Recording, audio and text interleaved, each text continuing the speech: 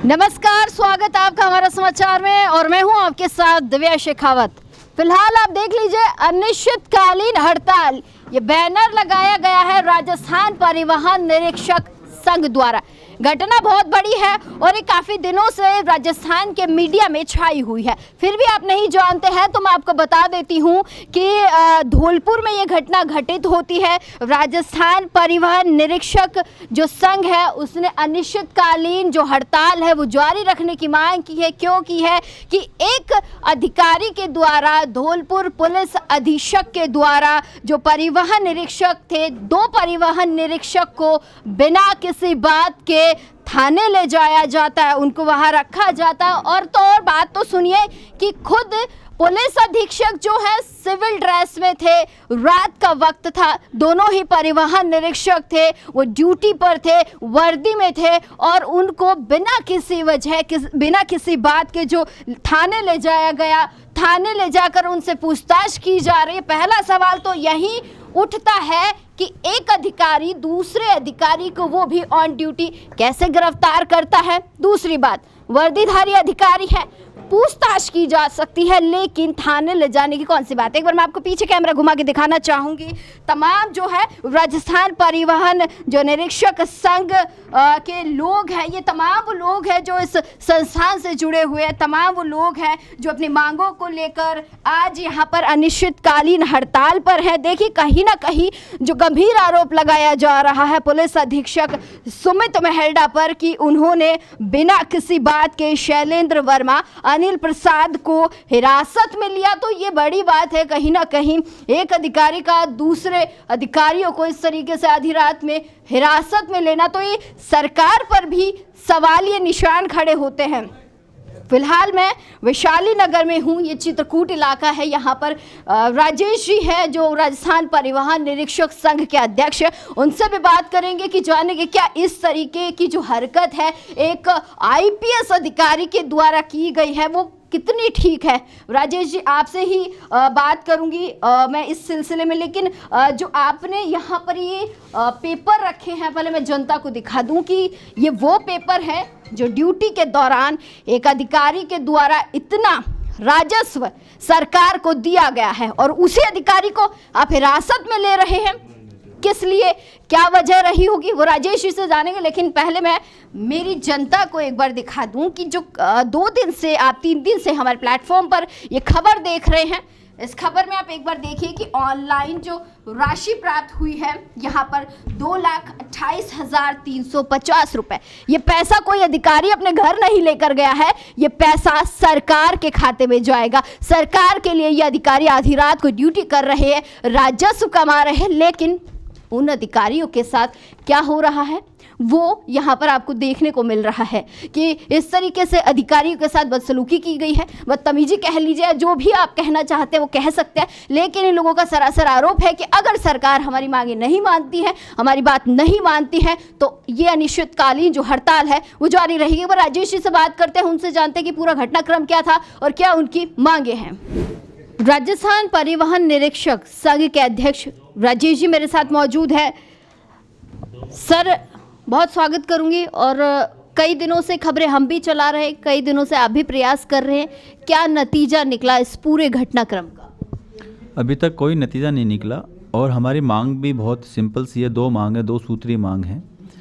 पहली मांग जो है, पुलिस अधीक्षक महोदय के खिलाफ उचित कार्रवाई की जाए और दूसरी मांग है कि ऐसी घटनाओं की पुनरावृत्ति नहीं हो, ऐसे विस्तृत दिशा निर्देश जारी किए जाएं। दोनों ही जो ऑफिसर थे ऑन ड्यूटी थे सर? देखिए, दोनों ही ऑफिसर ऑन ड्यूटी थे और उनकी जो ड्यूटी स्टार्ट हुई थी, ये घटना 2 तारीख को सुबह की है और जो उनकी ड्यूटी स्टार्ट हुई थी रात को 8 बजे से हुई थी।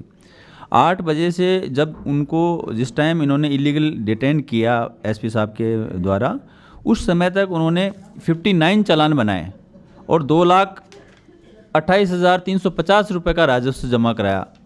आप ये सोचिए कि ये 6 घंटे के अंदर एक परिवहन निरीक्षक जो 2.5 लाख रुपए सरकार को दे रहा है, उसके खिलाफ ज़िले के मालिक के द्वारा इस तरीके का बिहेव किया जाना कितना दुखद है।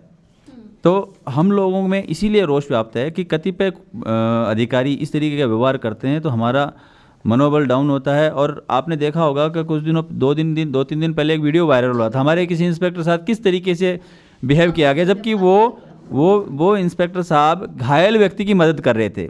वो चाहते तो वहाँ नहीं रुक भी, लेकिन उनने अपना फ़र्ज़ निभाते हुए पिटते रहे, लेकिन फिर भी घायल होने के बाद भी उन्होंने उनको हॉस्पिटल पहुंचाया और उस व्यक्ति की जान बचाई।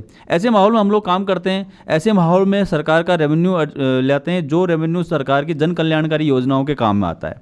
और उन अधिकारियों के साथ पुलिस अधीक्षक महोदय जैसे अधिकारी के इस तरीके का व्यवहार किया जाना अत्यंत दुख है। और इस तरीके से जो घटना हुई है, सब लोग आक्रोशित हो गए हैं और पूरे राजस्थान में ये निर्णय लेने को हमें मजबूर होना पड़ा है। और दोनों ही, अगर मैं कहूँ कि दोनों ही सरकार के लिए काम कर रहे हैं।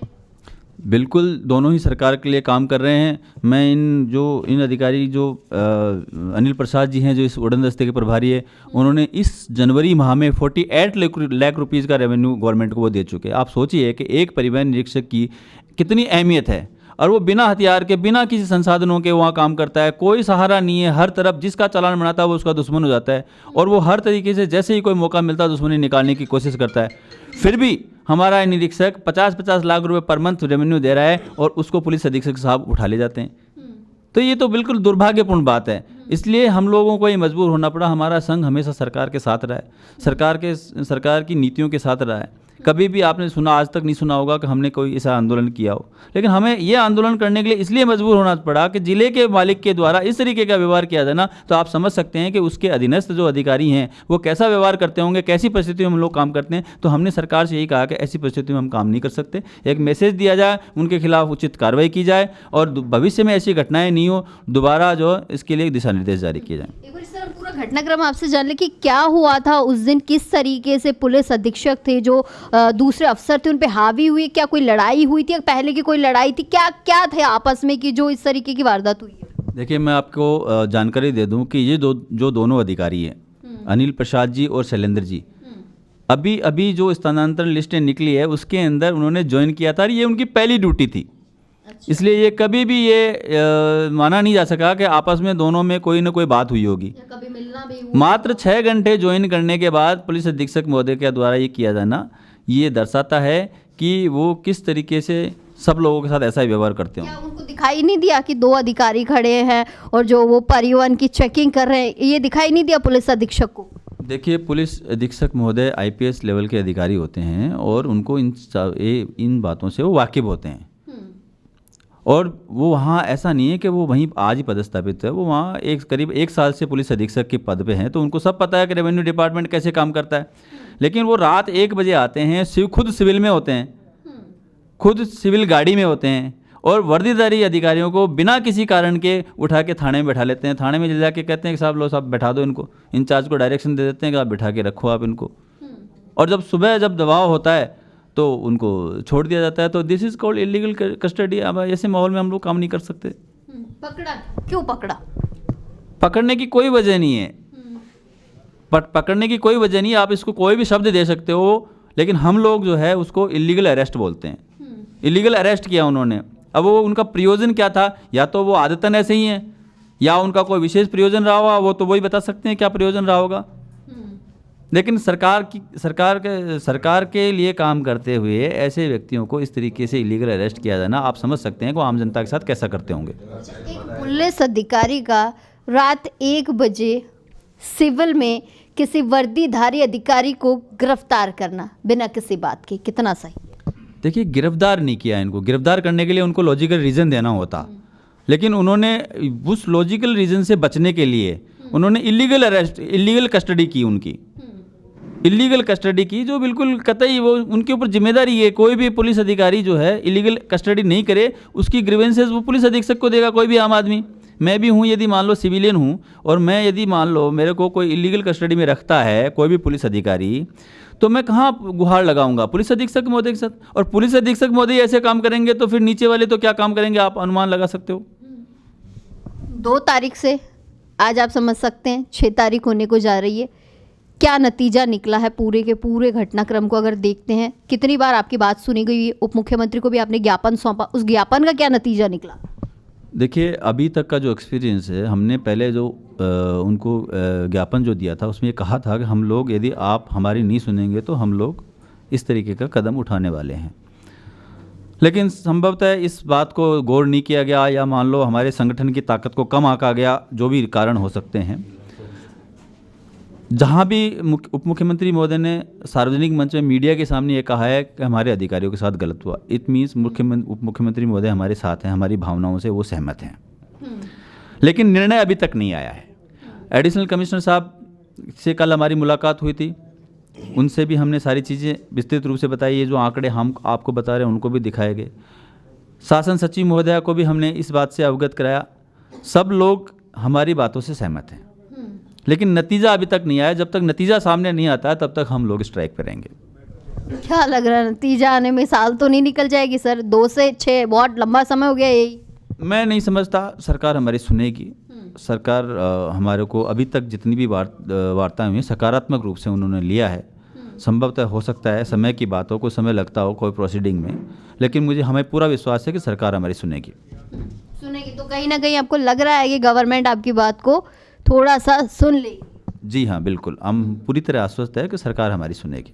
बाहर बहुत सारे लोग बैठे हैं सर, सभी के चेहरे मैं कहूँगी कि मायूसी से छाई हुई है।